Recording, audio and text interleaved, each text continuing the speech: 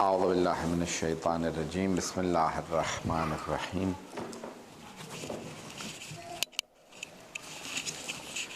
الحمد للہ الذی نور قلوب العارفین بنور معرفتہ واثبت فؤاد انبیائہ واولیائہ بقصص الانبیاء والمرسلین وَأَكْمَلَ إِيمَانَ الْمُسْلِمِينَ وَالْمُؤْمِنِينَ بِوِلَایَتِ عَلِيٍّ أَمِيرِ الْمُؤْمِنِينَ علیہ السلام۔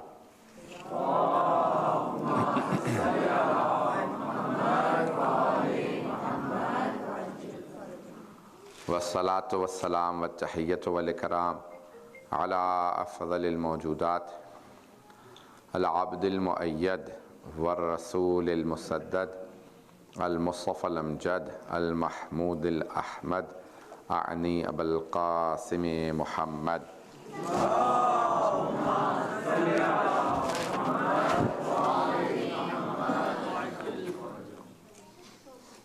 وعلى روحه ونفسه وصاحره ووصيه سید الاتقیاء والاصفیاء مولا الموالی امام المتقین علی بن ابی طالب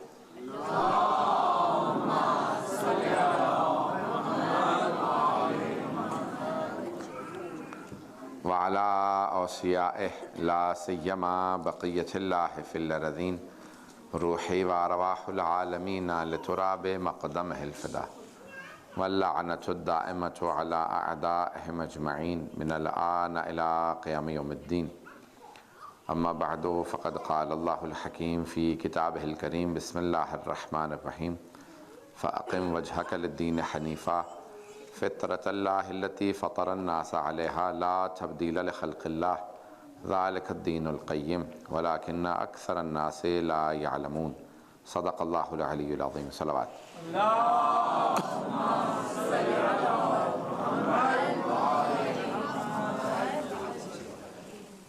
سلسلے کی آخری مجلس ہے، کل ظاہراً سیمینار ہے، صرف مجلس نہیں ہوگی۔ میں نے فطرت کے عنوان سے آپ کی خدمت میں جو اللہ نے دین بھیجا ہے وہ ایک مکمل ضابطۂ حیات ہے۔ اللہ نے توحید کا عقیدہ ہمارے فطرت میں دیا ہے، عدل ہماری فطرت میں پایا جاتا ہے، ہادی کی ضرورت ہماری فطرت کا تقاضا ہے، ہادی کا معصوم ہونا بھی فطرت کا تقاضا ہے۔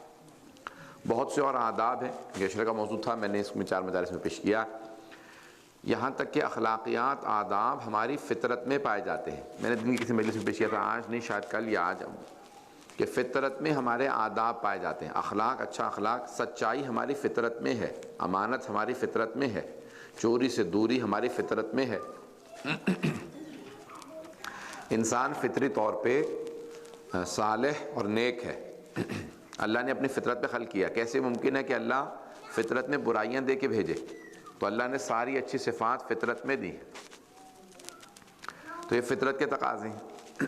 بچہ پیدا ہوتا ہے فطرت اسلام پہ، یہ والدین ہیں جو اسے یہودی یا نصرانی بنا دیتے ہیں، تو یہ فطرت سب بچوں کے اندر اچھی فطرت ہوتی ہے، تو آپ جتنے تربیت کریں گے فطرت میں بتاتے رہیں گے بھئی کمال انسان کی فطرت میں ہے، پرفیکشن کی طرف انسان فطری طور پہ جانا چاہتا ہے۔ جب آپ بچوں کو یہ بتائیں گے کہ دولت کمانا ہی کمال ہے تو بچہ دولت ہی کمائے گا، جو اس کو آپ بتا دیں گے وہی وہ سمجھے گا، فطرت وہی اسے وہ پرفیکشن سمجھے گا، اس کے پیچھے تک چلتا رہے گا۔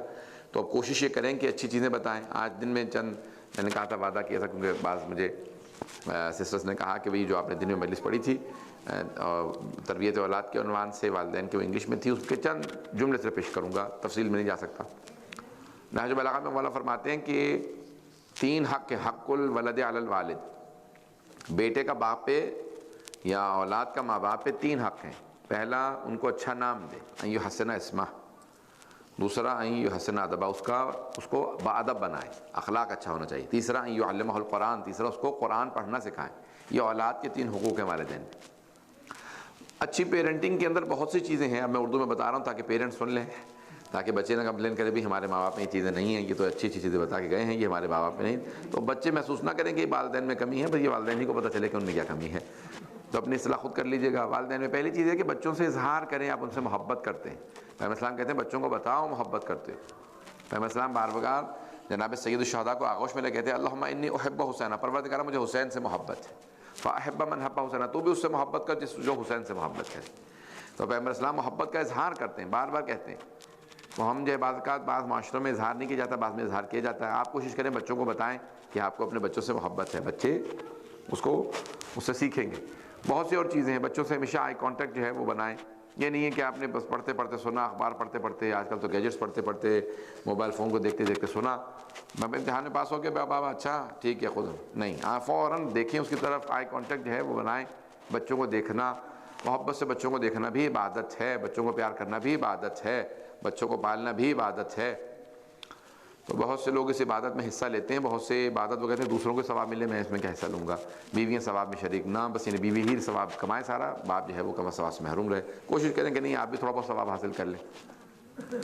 تو جتنا ہو سکے حصہ لیں اولاد کی تربیت کے اندر، والدین کا بھی یعنی ماں اور باپ دونوں کا حصہ ہونا چاہیے۔ توجہ تو ہے میرے ساتھ، زیادہ بری تو نہیں لگ رہی باتیں؟ عزیزان کرام، میں بہت سی چیزوں میں حصہ لینا بہت ضروری ہے۔ اولاد کی تربیت کے اندر باپ کا بھی اتنا ہی حصہ ہونا چاہیے جتنا ماں کا حصہ ہے۔ بعض کا مشکل ہو جاتا ہے، لیکن پھر بھی کوشش یہ کریں کہ بچے کی محرومیت کا احساس نہ کریں کہ ہمارے پاس جو ہے وہ ایک محرومیت ہے، بچے کو محبت دیں۔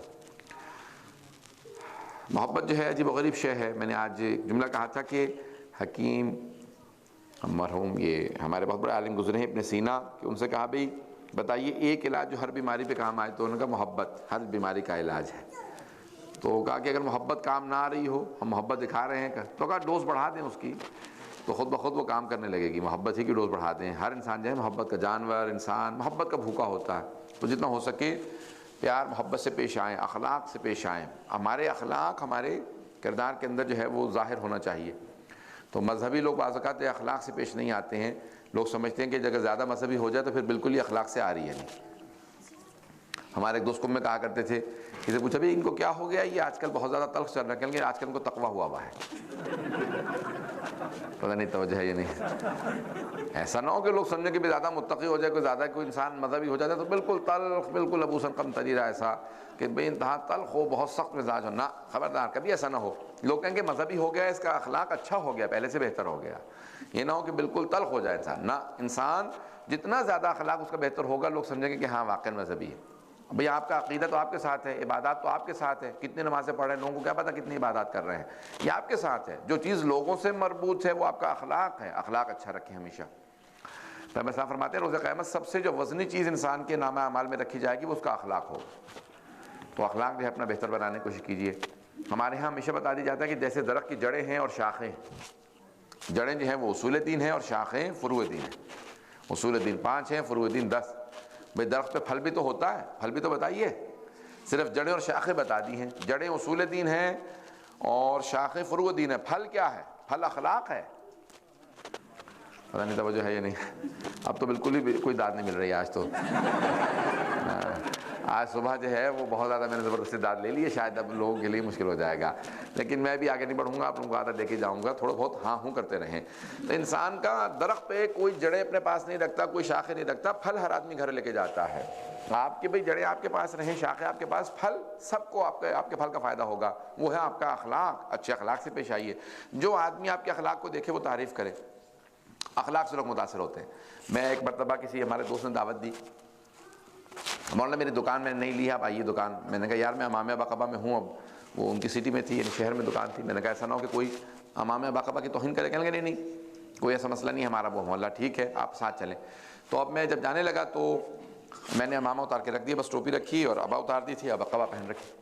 تو کہنے لگا کہ نہیں میں چاہتا ہوں آپ دعا پڑھ دیں۔ میں چلا گیا، جا رہا تھا تو ایک بوڑھی خاتون، ہاتھ میں انگریز خاتون، ہاتھ میں عصا لیا اپنے، دوڑتے ہوئے بیچاری، ان کے محسوس ہوتے سے گھٹنے میں تکلیف ہے، یہ آپریشن ہوا ہے، آئیں، hello do you preach for اللہ؟ اب مجھے فوراً وہ اللہ سمجھ میں نہیں آیا، میں نے کہا پتہ نہیں کیا کہہ رہی ہیں، تو اللہ کہہ رہی، میں نے کہا سوری، کہنے کہ ڈو یو پریچ فار اللہ؟ میں نے کہا یو مین اللہ؟ کہنے کہ یس۔ میں نے کہا یس آئی ڈو پریچ فار اللہ، میں ہاں اللہ کی تبلیغ کرتا ہوں۔ کہنے کین آئی شیک ہینڈس؟ عموماً میں ابا میں ہاتھ رکھ کے ملا سکتے ہیں، گلوز ہوں کچھ ہوں، اور میں نے کہا کہ میں معذرت چاہتا ہوں۔ کہنے کہ نہیں I only wanted to shake hands because I was in hospital recently, میں ہسپتال میں تھی، میرے گھٹنے کا آپریشن تھا۔ تو ایک خاتون آتی تھی، اس نے، اب اسے حجاب کہنا نہیں آ رہا تھا، کہنے کی وہ پہنتی تھی، تو کہنے کی اس کے سر پہ کچھ تھا، وہ آتی تھی اور وہ اس کا باپ ہسپتال میں تھا تو اس کے لیے کھانا لے کے آتی، پھل لے کے آتی، تو مجھے بھی پھل کاٹ کے دیتی. تو میں نے کہا کیوں اس طرح سے میرے ساتھ اخلاق سے پیش آتی ہو؟ کہا جو ہمارے مولانا ہیں، مبلغ ہیں، انہوں نے بتایا ہے کہ جو بھی آپ کا ہمسایہ ہو، چاہے ہسپتال میں ہو، گھر میں ہو، اس کے کام آنا چاہیے. تو میں نے وہیں سے فیصلہ کیا کہ جس دن میں کسی عالم دین سے ملوں گی مسلمانوں کے، اسے ہاں ضرور ملاؤں گی کہ آپ نے تربیت اچھی کی ہے. اب وہ مبلغ میں نہیں تھا، تبلیغ کسی نے کی ہے، لیکن اس کا اثر وہ مجھے دکھانا چاہ رہی تھی. عزیزان گرامی، اچھا اخلاق ہمارے اسلامی ممالک کے اندر مبلغ عالم دین ہوتا ہے. اس ملک کے اندر آپ میں سے ہر انسان مبلغ. آپ سب تبلیغ کر رہے ہیں، اپنے اخلاق سے تبلیغ کیجیے. توجہ تو ہے؟ عزیزان گرامی، اپنے اخلاق سے تبلیغ کیجیے. بہت بڑے عالم دین اہل سنت کے، وہ کہتے ہیں میں اپنے گھر سے بیٹھتا بس میں ہر روز لندن میں، بس کے سامنے، بس اسٹاپ کے سامنے مسجد تھی، وہیں پہ اترتا، بس میں بیٹھ جاتا. تو کہنے لگے کہ بھی ایک دن 2 سال ہو گئے تھے، کہنے لگے اکثر وہی ٹائم وہی ہوتا تھا، تو وہی بس ڈرائیور ہوتا تھا عام طور سے. تو وہ دیکھتا بھائی اس نے پہنا ہوا ہے امامہ بقوا، یا امامہ بقوا نہیں، وہ اہل سنت تھے، انہوں نے ٹوپی پہن رکھی ہے. تو جانتے تھے بھائی یہ عالم دین ہے، کوئی مبلغ ہے، کوئی پریچر ہے. تو ہر روز یہ مسجد کے سامنے اترتا ہے، یہ کوئی مبلغ ہوگا، پریسٹ ہوگا. تو ایک دن یہ کہنے لگے میں نے ٹکٹ لی، اور ٹکٹ جب میں نے خریدی بس کی ٹکٹ، تو کہنے لگے کہ اس نے مجھے چینج واپس کیا. تو میں نے دیکھا کہ اس میں 20 پینس زیادہ ہے. 1 پاؤنڈ ہوتا ہے برطانیہ میں، اس میں 100 پینس ہوتے ہیں، 100 پینس. تو کہیں گے 20p کا اس نے سکہ اضافی دے دیا. تو کہیں گے میں آ کے بیٹھا، میں نے دیکھا کہ کوائن زیادہ ہے. تو پھر میں نے کہا میں واپس کر دوں گا. پھر میں نے سوچا کہ کیا واپس کروں، 20 پینس ہی تو ہیں، کون سا کوئی اتنا بڑا ہے. پھر کہیں گے نہیں 20 پینس کیا ہوا، مجھے واپس کرنے چاہیے. توجہ ہے؟ کہیں گے پھر سوچنے لگا کہ نہیں 20 اتنا میں ٹیکس دیتا ہوں کہ 20 پینس واپس بھی آ گئے تو کون سی بڑی بات ہے. پھر کہیں گے نہیں 20 پینس ہیں، واپس کرنے چاہیے، ٹیکس میں سے آتے ہیں. پھر کہنے لگے میں پورا راستہ جھگڑتا رہا، اپنے آپ سے لڑتا رہا، واپس کروں نہ کروں. پھر جیسے ہی بس رکی تو میں دوڑتا ہوا گیا. میں نے بس ڈرائیور سے کہا کہ بھئی میں یہ اترنا چاہتا ہوں، یہ تم نے غلطی سے 20 پینس مجھے زیادہ دے دیے تھے. کہنے لگے غلطی سے نہیں دیے تھے، جان بوجھ کے دیے تھے. کہنے لگے جان بوجھ کے کیوں دیے تھے؟ کہنے لگے آپ یہ مسجد پہ اترتے ہیں نا ہمیشہ. کہنے لگے ہاں. کہنے لگے میں اپوائنٹمنٹ بنانا چاہتا تھا، میں بہت متاثر ہوں اسلام سے، اپوائنٹمنٹ اسلام سیکھنا چاہتا تھا. تو میں دیکھنا چاہتا تھا آپ اس لائق ہیں آپ سے سیکھوں یا نہ سیکھوں. تو میں نے آپ کو 20 پینس ایکسٹرا دینے کے بعد جاننا چاہا کہ واقعاً اگر اسلام اتنا ہی اہل ہے کہ اسلام کو اپنایا جائے تو اس کا مبلغ 20 پینس تک کی خیانت نہیں کرے گا. مجھے اپوائنٹمنٹ دے دی. کہیں گے میں نے اپوائنٹمنٹ دی، اترا، اور کہیں گے میں بہت رویا کہ پروردگارہ ابھی میں 20 پینس پہ دین بیچنے والا تھا. پتہ نہیں توجہ ہے یا نہیں ہے. 20 پینس پہ دین بیچنے والا تھا. 20 پینس پہ کبھی سودا نہ کیجیے گا. میں تو کہتا ہوں 20 ملین پہ بھی سودا نہ کیجیے گا، دین کا کبھی سودا نہ کریں. اپنے بچوں کو تربیت کریں کہ ہم اپنے دین کو ایسے پیش کریں کہ جو دیکھے وہ کہے اگر یہ مسلمان ہے میں بھی مسلمان ہوتا ہوں.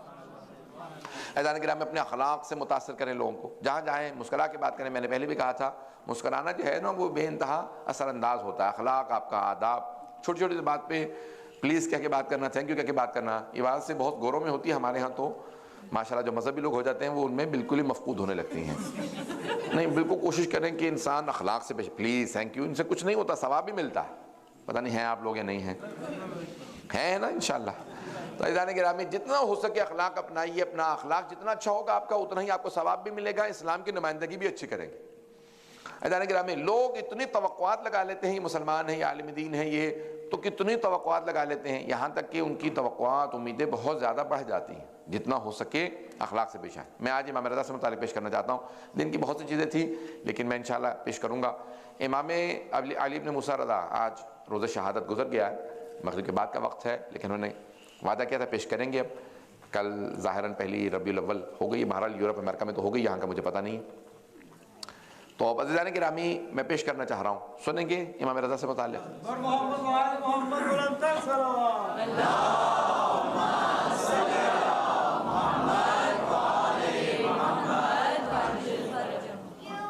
جس قدر ہو سکے مجالس پہ غور کیجیے گا. سلسلے کی آخری مجلس ہے، کل تو سیمینار ہے، اس میں بھی اگر ہو سکے تو انشاءاللہ تشریف لائیے گا. آپ حضرات نے درخواست کی، میں انشاءاللہ پیش کروں گا مطالب کو. تو اب امام رضا علیہ السلام کی زندگی، جن کا سب سے بڑا لقب ہے رضا. غور سے سن رہے ہیں سب لوگ؟ اللہ سبحانہ و تعالیٰ اس نے 14 کو بھیجا ہے، ان 14 کو اپنی صفات کا مظہر بنا کے بھیجا ہے. جنہیں بھیجا ہے پتہ چلے لوگوں کو کہ یہ اللہ کی طرف سے آئے ہیں. کچھ ایسی صفات ان میں ہونی چاہیے پتہ چلے یہ اللہ کے نمائندے. کوئی نہ کوئی تو ایسی صفت ہونی چاہیے نا ہر امام میں، ہر معصوم میں، کہ پتہ چلے یہ اس کے نمائندے. تو وہ محمود ہے، اس نے محمد کو بھیجا. یہ میری اپنی محنت ہے، میری اپنی کاوش ہے، میں پیش کر رہا ہوں. اللہ محمود ہے، اس نے محمد کو بھیجا. وہ کہتا ہے کہ میں اعلیٰ ہوں، میں نے علی کو بھیجا. میں فاطر السماوات والارض ہوں، میں نے فاطمہ کو بھیجا. میں محسن ہوں، میں نے حسن کو بھیجا. میں قدیم الاحسان ہوں، میں نے حسین کو بھیجا.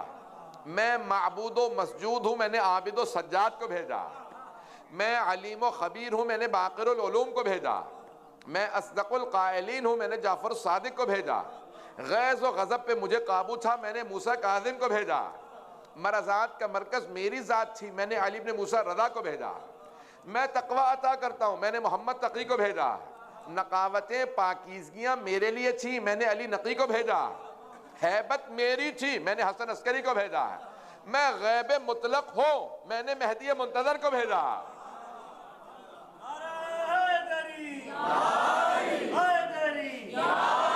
محمد وآل محمد صلوات۔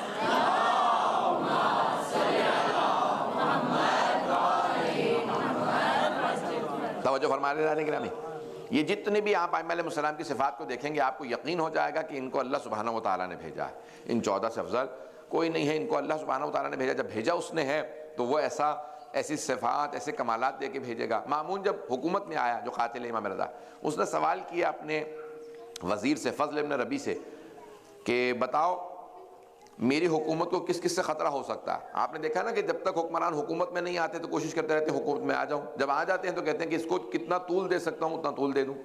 تو حکومتیں جتنی لمبی ہوتی چلی جائیں، اب وہ حکومت میں آ گیا، اور حکومت جو ہے وہ عجیب و غریب ایک چیز ہے کہ اللہ نہ ہی ملے تو اس کو اچھا ہے، جو اہل بس انہی کو ملے، کیونکہ اگر نااہل کو مل جائے تو وہ نقصان زیادہ پہنچائے گا، کبھی فائدہ نہیں پہنچائے گا۔ تو اب مامون کو جیسی حکومت ملی، اس نے کہا بھئی اپنے وزیر سے فضل ابن ربی سے پوچھا، بتاؤ مجھے کس کس سے میری حکومت کو خطرہ ہو سکتا ہے؟ اس نے کہا 3 لوگوں سے، ایک تو تیرا بھائی امین، کہنے کہ وہ تو بہت بے وقوف ہے، اسے میں قتل کر دوں گا۔ بھائی کو دیکھیں حکومت کیسی ہوتی ہے، بھائی بھائی کو مار دیتا ہے، بیٹا باپ کو مار دیتا ہے۔ مغلوں نے بھی ایسا کیا، عباسیوں نے کیا، کس نے باپ کو مارا حکومت کی خاطر۔ تو کہا کہ ٹھیک ہے، اور کون؟ کہا کہ اس کا وزیر، کہا وہ بھی میرے ذہن میں تھا۔ یہ تم نے کہا 3 لوگوں سے خطرہ ہے، تیسرا کون ہے؟ کہا علی ابن موسیٰ رضا علیہ السلام، میں علیہ السلام کہہ رہا ہوں۔ تو کہا وہ کہاں رہتے ہیں؟ کہا مدینے میں رہتے ہیں۔ کہا ان سے کیوں خطرہ ہے؟ کہا یہ جو تم حکومت پہ بیٹھے ہو یہ تمہاری نہیں ہے، یہ ان کا حق ہے، تمہارے آباء و اجداد نے قبضہ کر رکھا۔ کہا کہ اچھا تو کیسے ہیں دیکھنے میں؟ کہا جو ایک مرتبہ انہیں دیکھتا ہے وہ انہی کا ہو جاتا ہے، بہت وجیح ہیں، پر ہیبت جلال، ان کا رونق، چہرے پہ بہت زیادہ نور ہے، جو ایک مرتبہ دیکھتا ہے ان کا ہو جاتا ہے۔ کہا علم کیسا ہے؟ کہا آج تک کسی نے ان سے یہ نہیں سنا کہ میں نہیں جانتا۔ توجہ ہے یا نہیں ہے؟ تھوڑا ہاں ہوں کرتے رہیے گا تاکہ مجھے پتا چلے آپ لوگ سن رہے ہیں۔ عزیزان گرامی، اب ایک مرتبہ کہا کہ علم کیسا؟ کہ آج تک کسی نے نہیں سنا کہ میں نہیں جانتا۔ علم ان کا ایسا ہے کہ ہر انسان یہی سنتا ہے، ہر جو سوال کر لے، جس زبان میں سوال کرے۔ کہا اور خاندان کا رسول خدا کی نسل سے ہے؟ کہ پھر اس کا مطلب ہے انہیں مدینے میں نہیں رہنا چاہیے، انہیں کسی طرح سے خراسان لے آؤ تاکہ ہم اپنی نظارت میں رکھیں اور اپنا ولی عہد بنا لیں۔ ولی عہد سمجھتے ہیں نا، کراؤن پرنس بنا لیں تاکہ وہ کبھی بھی ہمارے خلاف کچھ نہ کہیں۔ تو اب عزیزان گرامی، امام رضا علیہ السلام کو مامون نے لشکر بھیجا، کہا جاؤ جا کے ان کو مدینہ سے لے آؤ۔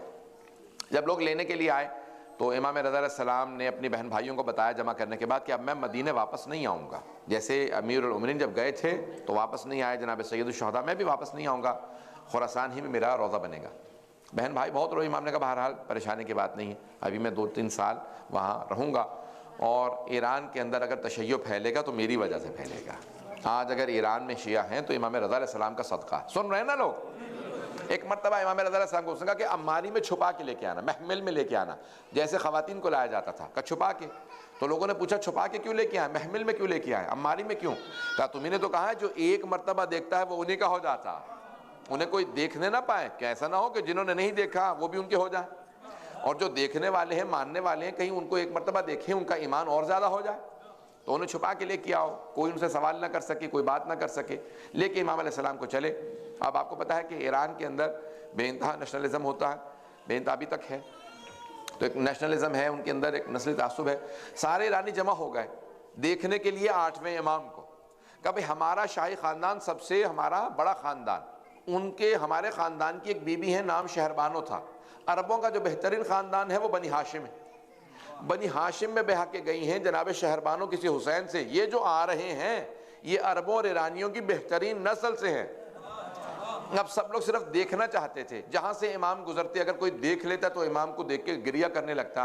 امام علیہ السلام جہاں پہ بھی رخ رونق، جہاں نماز کے لیے اترتے، سب لوگ افراد گرویدہ ہوتے جاتے۔ وہ جو مامون کے لوگ لینے گئے تھے، امام کی عبادت کو دیکھ کے شیعہ ہو گئے تھے، ان میں سے اکثر جو ساتھ صرف چل رہے تھے وہ امام کی عبادت کو دیکھتے، کہا ان کا ہیبت جلال، ان کی عبادت، دن رات عبادت، اس طرح سے عبادت کرتے ہیں، ان کی شخصیت۔ عزیزان گرامی، ہمارے بڑے بڑے علماء کو اگر آپ دیکھیں، لوگ ان کی شخصیت سے متاثر ہوتے ہیں، اور اگر امام معصوم تشریف لے آئے، اب سوچیے ان کی شخصیت کیسی ہوگی۔ تو اب مامون نے جتنے لوگوں کو بھیجا وہ سب کے سب امام کے معتقد ہو گئے، امام پہ ایمان لے کے آ رہے تھے، لیکن سب تقیے میں تھے، اپنا ایمان چھپا رکھا تھا، کوئی اظہار نہیں کرتا تھا، مامون کو پتہ چل گیا تو ہمیں قتل کروا دے گا، تو اب سب خاموش تھے۔ امام چلے، ایک مرتبہ نیشا پور کے مقام پہ پہنچے، حدیث سلسلۃ الذہب سن رکھی ہوگی سب لوگوں نے، سب بولیے کہ ہاں یا نہ، سناؤں یا نہ سناؤں؟ سنا دوں، چلیں سن لیجیے جلدی سے، بہت تیزی سے پیش کروں گا۔ نیشا پور میں 16,000 محدثین، 16,000 محدثین، ایکسپرٹس آف حدیث موجود تھے، زیادہ تر اہل سنت تھے، زیادہ تر سنی تھے، شیعہ نہیں تھے۔ صرف ایک حدیث کا، بھئی یہ امام ہے، جیسے بھی ہوں امام تو ہے، ان سے ایک حدیث سنیں گے رسول خدا کی، محدثین جمع ہو گئے، سارے محدثین جمع، اور ایک مرتبہ بڑے بڑے محدثین امام کی اونٹنی کی مہار کو پکڑ کے چل رہے تھے۔ جیسے امام نیشا پور کے خاص مقام پہ پہنچے جہاں پہ قدم گاہ ہے آج، امام پہنچے تو سارے محدثین نے کہا، فرزند رسول ایک حدیث اپنے جد رسول خدا سے بیان فرما دے۔ امام نے اب مالی کا پردہ کھولا، رخ نورک باہر نکالا، جیسے چہرہ باہر دیکھا امام علیہ السلام کا تو سارے محدثین رونے لگے کہ ہم نے اپنی زندگی میں اتنا پرنور چہرہ نہیں دیکھا۔ امام علیہ السلام نے کہا، میں اپنے بابا موسیٰ کاظم سے بیان کرتا، میرے بابا میرے دادا جعفر صادق سے بیان کرتے ہیں، میرے دادا اپنے والد محمد باقر سے بیان کرتے ہیں، پتہ نہیں توجہ ہے یا نہیں ہے، وہ اپنے والد زین العابدین سے بیان کرتے ہیں، وہ اپنے والد سید امام حسین سے بیان کرتے ہیں، سید الشہداء سے بیان کرتے ہیں، وہ اپنے والد علی بن ابی طالب سے، وہ رسول خدا سے کہ جبرائیل نے کہا کہ اللہ سبحانہ و تعالیٰ کہتا، یعنی حدیث قدسی ہے۔ امام احمد بن حنبل اپنی کتاب مسند احمد بن حنبل میں کہتے ہیں کہ اگر اس حدیث کی سلسلہ سند کو کسی مجنون پہ پڑھا جائے تو اسے افاقہ ہو جائے گا، کسی بیمار پہ پڑھا جائے تو اسے شفا مل جائے گی۔ پوچھا کیوں؟ کہ یہ واحد حدیث ہے جس کے سلسلہ سند میں سارے معصوم ہیں، اسی لیے اس حدیث کو شیعہ سنی کتابوں میں حدیث سلسلۃ الذہب کہا جاتا ہے۔ ذہب کہتے ہیں سونے کو، chain of narration, golden chain of narration, یعنی جو پوری حدیث سلسلہ سند کے حساب سے سونے کی ہے۔ امام نے حدیث کے بیان کی، اب سب سن رہے ہیں، امام بول رہے تھے، 16,000 قلم چل رہے تھے، 16,000 قلم ایک مرتبہ کاغذ پہ آئے، چلنے لگے۔ امام نے فرمایا کیا کہ میں یہ ساری سلسلہ سند کو کہا کہ اللہ سبحانہ و تعالیٰ فرماتا ہے، کلمات لا الہ الا اللہ حصنی فمن دخل حصنی امن من عذابی، کلمہ لا الہ الا اللہ میرا قلعہ ہے، is my castle, this word لا الہ الا اللہ, there is no God but Allah, is my castle، یہ میرا قلعہ، فمن دخل حصنی امن من عذابی، جو بھی میرے قلعے میں داخل ہو گیا وہ میرے عذاب سے بچ گیا، جس نے لا الہ الا اللہ کا وہ میرے عذاب سے بچ گیا۔ امام نے یہ کہا اور عماری کا پردہ گرا دیا، آواز دی، میری اونٹنی کو چلا دو۔ اب سب لکھ رہے تھے، جب سب نے لکھ لیا ایک مرتبہ قلم روکے، کہا کیا مطلب؟ صرف لا الہ الا اللہ کہیں جنت میں چلے جائیں گے؟ جب سب کو لمحہ فکریہ دیا، کچھ فوڈ فار تھاٹ دیا، جب سب سوچنے پہ مجبور ہوئے صرف لا الہ الا اللہ سے، ارے یہ امام خود فرما رہے ہیں کہ لا الہ الا اللہ کہو گے اللہ کے عذاب سے بچ گئے۔ امام نے کہا رک جاؤ، ایک مرتبہ دوبارہ عماری کا پردہ ہٹایا، امام نے کہا بے شروطہا، اس لا الہ الا اللہ کی کچھ شرائط ہیں، کچھ کنڈیشنز ہیں، وَأَنَا مِن شُرُوطِهَا، لا الہ الا اللہ کی شرائط میں سے ایک شرط، میں علی بن موسیٰ رضا ہوں، میں خود اس کی شرائط میں لا الہ الا اللہ کی شرائط میں ہوں۔ نہیں ہے، مجمع گھبرایا بیٹھا ہے۔ حضرت گرامی امام فرماتے ہیں میں لا الہ الا اللہ توحید، کلمہ توحید کی شرائط کنڈیشنز میں سے ہوں، شرائط میں سے ہوں۔ اب یہ سارے شیعہ سنی علماء نے اپنی کتابوں میں حدیث لکھی ہے امام معصوم سے، حضرت گرامی جو توحید کی شرائط میں ہو، یعنی جو انہیں نہ مانے اس کی توحید بھی قبول نہیں ہے، پتہ نہیں ہے یا نہیں ہے۔ اب امام پہنچے، جیسے ہی پہنچے مشہد تو فوراً خراسان میں استقبال ہونے لگا۔ مامون نے فوراً کہا کہ فرزند رسول آپ میرے ولی عہد بن جائیے۔ امام نے کہا ابھی تو پہلا دن ہے، میں ولی عہد نہیں بننا چاہتا۔ کہا نہیں آپ کو ولی عہد بننا پڑے گا، کراؤن پرنس بننا پڑے گا۔ امام نے کہا اگر زبردستی ہے تو دو چاہے لکھ دے، اور اگر مجھ سے پوچھنا چاہتا ہے تو میں راضی نہیں ہوں، میں کوئی کنڈیشن قبول نہیں کرتا۔ کہا نہیں آپ کو ولی عہد بننا ہوگا۔ امام نے کہا پھر تیری مرضی ہے، اگر تو لکھنا چاہتا ہے لکھ دے، پتہ نہیں توجہ ہے یا نہیں۔ بھئی ابھی امام راستے میں بتا کے آئے میں توحید کی شرائط میں ہوں، اس کی ولی عہدی کی حیثیت کیا؟ میں تو اللہ سبحانہ و تعالیٰ کی جو توحید ہے میں تو اس کی شرائط میں ہوں۔ یہ آدمی اپنے مجھے ولی عہد بنا کے اپنی انڈورسمنٹ لے رہا ہے، پتہ نہیں توجہ ہے یا نہیں۔ بھئی یہ جب سارے خلیفہ بن جاتے تھے، خلیفہ بننے کے بعد سب سے بیعت لے لی تو پھر خاموش ہو کے بیٹھ جاؤ کہ تمہیں خلافت بھی مل گئی ہے، لیکن وہ خود بھی جانتے تھے جب تک امام معصوم تائید نہ کرے خلافت کسی کام کی نہیں۔ اور ائمہ تائید کرتے نہیں تھے. پریشانی کس بات کی؟ اس کا مطلب ہے کہ جب تک یہ تائید نہ کریں، ان سب کا مسلسل ائمہ سے بیعت مانگنا اس بات کی علامت ہے. خود بھی جانتے تھے یہ خلافت کچھ نہیں ہے، حق انہی کے پاس ہے. وہ خود بھی جانتے تھے کہ انہی کے پاس حق ہے. اب جانے گرامی، ایک مرتبہ مأمون نے ولی عہدی کا معاملہ چھیڑا اور اس کے بعد امام کے نام کے ساتھ ولی عہد لکھنے لگا. کہا امام کے نام سے سکہ جاری کر دیا جائے. سکہ، سونے چاندی کے سکے رائج ہو گئے، درہم و دینار. سنیں گے چلتا رہوں گا. تو ایک مرتبہ مأمون نے سارے خراسان میں اعلان کروا دیا کہ امام رضا علیہ السلام ہمارے ولی عہد ہیں. اب جو کچھ ماننے والے تھے، کچھ نہ ماننے والے، جو ماننے والے تھے وہ شک میں آ گئے. کبھی امام نے ولی عہدی کیسے قبول کر لی؟ اب لوگ ملنے کے لیے آتے تو بہت سے لوگ ملنے کے لیے آئے. ایک مثال کے طور پہ 2 افراد آئے، ایک ہی بستی سے اٹھے، گاؤں سے اٹھے اور آئے خراسان امام سے ملنے کے لیے. مرو میں آئے، خراسان پہنچے، مشرق کے قریب. اب آئے، دونوں نے آنے کے بعد سوال کیا. کہا کہ بھئی مولا، ہم دونوں ایک ہی بستی سے آئے ہیں، اتنے دن یہاں پہ رہیں گے، مثال کے طور پہ 4-5 دن رہیں گے. بتائیے ہماری نماز قصر ہے یا تمام؟ نماز ہماری 2 رکعت ہے ظہر اثر عشاء کی، یا کہ 4 رکعت ہے؟ تو امام نے دونوں کو دیکھنے کے بعد کہا اس کی قصر ہے، تیری تمام ہے. جسے کہا کہ تیری تمام ہے. دیکھیں اگر سفر غصبی ہو نا، جائز سفر نہ ہو تو نماز تمام ہوتی ہے. اگر ایک آدمی نیت کر کے جائے میں جا رہا ہوں دوسرے شہر جا رہا ہوں چوری کے لیے، اب نماز قصر نہیں پڑھ سکتا کیونکہ گناہ کے لیے جا رہا ہے. سفر کا جائز ہونا ضروری ہے. اگر سفر جائز نہ ہو تو نماز قصر نہیں پڑھ سکتا. پتہ نہیں توجہ ہے یا نہیں ہے؟ سفر کا مباح ہونا، جائز ہونا ضروری ہے. تو امام نے کہا کہ تیری نماز قصر ہے، اس کی تمام. جسے کہا نا کہ نماز تیری تمام ہے، اسے بہت زیادہ غصہ چڑھا. اس نے کہا کہ ہم دونوں ساتھ چلے، ساتھ ہی واپس چلے جائیں گے، اس کی قصر کیوں ہے، میری تمام کیوں ہے؟ کہا کیونکہ یہ مجھ سے ملنے آیا ہے. جو مجھ سے ملنے آیا اس کا سفر جائز ہے. تو مامون سے ملنے آیا ہے، نیت یہی تھی مامون سے ملوں گا، امام رضا سے بھی مل لوں گا. جو امام رضا سے بھی مل لے گا وہ غصبی سفر پہ آیا ہے، اس کا سفر جائز نہیں ہے. وہ جائیں اور جا کے اپنی نماز تمام کرے اور توبہ کرے کہ کیونکہ ظالم سے ملنے آیا ہے، ضمناً امام سے مل رہا ہے. جب نیت یہ ہو کہ امام ہی سے ملنے جا رہا ہو تب انسان کا سفر مباح ہے. پتہ نہیں بات پہنچی ہے یا نہیں پہنچی ہے؟ ہمیشہ نیتوں کو خالص رکھیں. عزیزان کرام، ایک مرتبہ مختلف لوگ آنے لگے امام کے امتحان کے لیے. کوئی سوال کرنے آتا، امام مسلسل، اب مامون بحث کرنے لگتا ہے امام سے بار بار، بتائیے یہ ایسا کیوں ہے، شیعوں کا عقیدہ یہ کیوں ہے، یہ کیوں، وہ مختلف چیزیں پوچھتا. تو امام علیہ السلام ہر جگہ جواب دیتے. یہاں تک کہ شیخ مطہری نے لکھا ہے کہ مامون اتنا قابل ہو گیا تھا امام رضا سے بحث کر کر کے، باطل ہے لیکن امام کی صحبت میں بیٹھا تو کچھ نہ کچھ سیکھ جائے گا. پیغمبر کی صحبت میں بیٹھ کے بہت سے لوگ بعد میں دعوت کرنے لگے، بہت بڑے بڑے دعوے کرنے لگے. میں ایسا ہوں، میں ویسا ہوں، میں پیغمبر کے ساتھ ساتھ رہا کرتا تھا، خلافت مجھے ملنی چاہیے، مجھے یہ عہدہ ملنا چاہیے، مجھے وہ عہدہ ملنا چاہیے. یہ جانے گرامی بات کرتے انسان جو ہے نا کہ اچھی صحبت میں بیٹھنے لگتا ہے تو اس کا دماغ خراب ہونے لگتا ہے. میں بہت پہنچا ہوا ہوں، پتہ نہیں توجہ ہے یا نہیں ہے؟ شیطان کا بھی یہی عالم تھا. بز میں فرشتوں میں بیٹھنے لگا، ملائکہ کی بز میں بیٹھنے لگا، سمجھنے لگا میں بہت ہی قابل ہوں. نہ، اچھی صحبت سے اچھا کردار اپنائیں، بڑے بڑے دعوے نہ کرنے لگیں. پتہ نہیں توجہ ہے یا نہیں؟ میرے کو ساتھ کہا کرتے تھے، بہت سے میں نے لوگ ایسے دیکھے طالب علم جو بڑے بڑے عرفاء کے ساتھ رہا کرتے تھے تاکہ جب وہ مر جائیں تو میں بڑے بڑے دعوے کروں. اس عارف کے ساتھ میں رہا کرتا تھا. نہ، خبردار، یہ کردار نہ اپنائیں. بڑے بڑے صحابہ نے بھی یہی کیا. میں پیغمبر کے ساتھ رہا کرتا تھا، تمہیں نہیں پتا، میں تو مکے میں ساتھ تھا، میں تو یہاں ساتھ تھا، میں کھانے میں ساتھ، دعوت میں ساتھ جاتا تھا، مسجد میں ساتھ ہوتا تھا، نماز پڑھا کرتا تھا، پڑھتا تھا، کسی پہ احسان کرتا تھا. تیرے اپنے کام آئے گا، تیری اپنی قبر میں کام آئے گا، آخرت میں کام آئے گا. کردار کا بلند ہونا بہت ضروری ہے. عزیزان گرامی، یہ کردار کا انسان کے دعوے کرنے سے کچھ نہیں ہوا کرتا. بڑے بڑے دعوے انسان کرتا چلا جائے کہ میں ایسا ہوں، میں ویسا ہوں، کرنے سے کچھ نہیں. انسان خود اپنے کردار سے لوگوں کو سمجھائے. تو اب جناب امام رضا کے بہت سے لوگ قریب آنے لگے. اب یہ مامون بھی بحث کرنے لگا. شیخ مرتضیٰ مطہری کہتے ہیں کہ مامون جب بحث کرتا تھا نا، سارے علماء سے کہتا سب جمع ہو جاؤ، مجھ سے بحث کرو، میں شیعہ ہوں اور تم مجھے ہراؤ. سارے بڑے بڑے اہل سنت کے علماء کو ہرا دیتا تھا.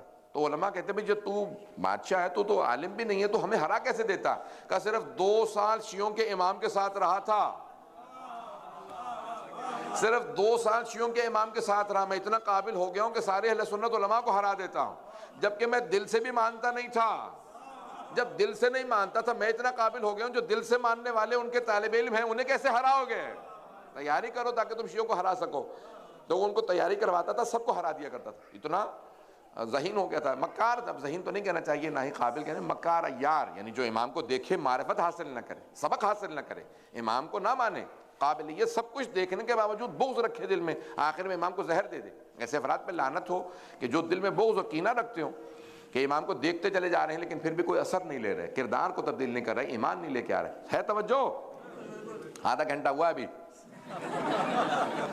تو اب ایک مرتبہ امام علیہ السلام کی بہرحال مقام عظمت، جو بھی امام علیہ السلام کی بزم میں آتا وہ کچھ نہ کچھ سیکھتا جاتا. دربار میں جتنے رہنے والے امام کے خادم تھے وہ امام کو صرف دیکھ دیکھ کے امام پہ ایمان لے آئے تھے.